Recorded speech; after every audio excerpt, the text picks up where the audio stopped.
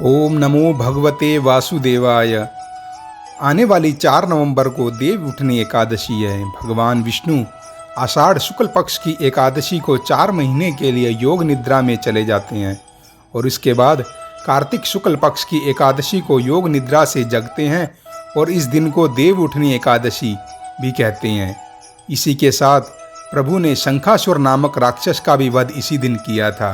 इन 4 महीनों में सभी मांगलिक कार्य वर्जित होते हैं और जब भगवान विष्णु इस देव एकादशी में उठते हैं उसके बाद मांगलिक कार्यों की शुरुआत हो जाती है। जितनी भी साल में एकादशी होती हैं उसमें इसे सबसे बड़ी एकादशी के रूप में मानते हैं। इस एकादशी का अनुपम महत्व है। इस देवोत्थान एकादशी में व्रत रखने से मुक्ति और मोक्ष की प्राप्ति होती है।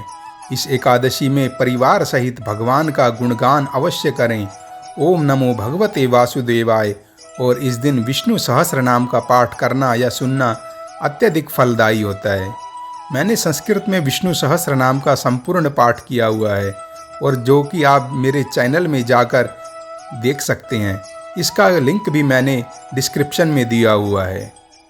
इस बार देव उठनी एकादशी 4 नवंबर को है और पूजा का शुभ मुहूर्त रहेगा सुबह 6:35 से सुबह 10:42 के मध्य में।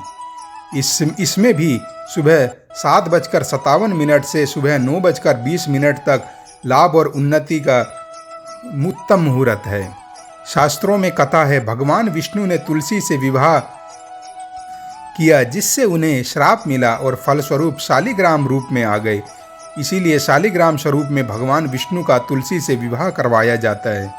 इस दिन भगवान शालिग्राम को एक चौकी में लाल वस्त्र के ऊपर बिठाकर तुलसी की 7 परिक्रमा करवाते हैं और विवाह करवाने की भावना इस प्रकार से करते हैं अपनी श्रद्धा के अनुसार।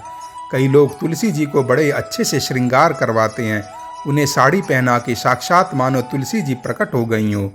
एक नारियल चढ़ाते हैं और भोजन इत्यादि भी समर्पित करते हैं।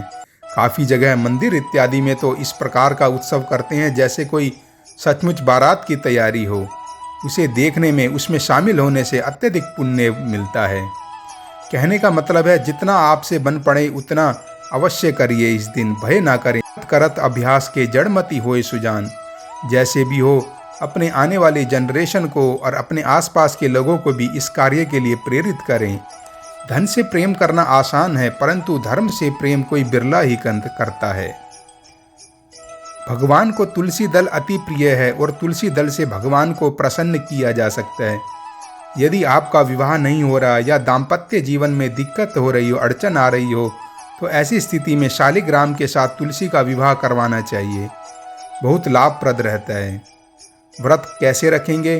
यदि निराहार रखते हैं तो अति श्रेष्ठ है और आप इसमें दूध, जूस इत्यादि ले सकते हैं, फल खा सकते हैं। यदि आप रोगी हैं, निर्बल हैं, बालक हैं तो फिर तो जो आवश्यकता है वही सर्वोपरि है। आप एक समय का उपवास भी रख सकते हैं, मतलब शाम के समय सात्विक भोजन ले सकते हैं। इस दिन चावल और नमक का तो बिल्कुल ही प्रयोग नहीं करना चाहिए।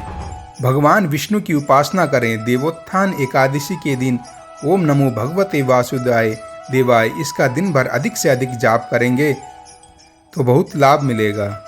और कैसे करेंगे पूजा? भगवान विष्णु के देवोत्थान एकादशी पर इस दिन भगवान को गन्ना, सिंगाड़ा इत्यादि ऋतुफल अर्पित किया जाता है और शाम के समय घी का दीपक जलाना चाहिए जो कि रात भर जलता रहे। आज भगवान का गुणगान किया जाता है। पूजा के मंडप या चौकोर बेदी बनाएं, उसमें भगवान के चरण चिन्ह बनाकर उसे किसी पीले कपड़े से ढक दें और मध्य रात्रि में चरण चिन्ह से कपड़ा हटाएं और शंख, घंटा इत्यादि से भगवान का कीर्तन कर उन्हें जगाने की भावना करें और उपवास की कथा इत्यादि सुन सकते हैं। जब ये कार्य कर लेते हैं तभी पूजा संपन्न होती है और इसके बाद से सारे मंगल कार्य विधिवत शुरू कर सकते हैं। और रात्रि में जब आप भगवान का चरण स्पर्श करते हैं उन्हें जगाने के लिए, तब अपनी मनोकामना कह सकते हैं और जो मनोकामना आप कहते हैं वो निश्चित रूप से पूर्ण होती है।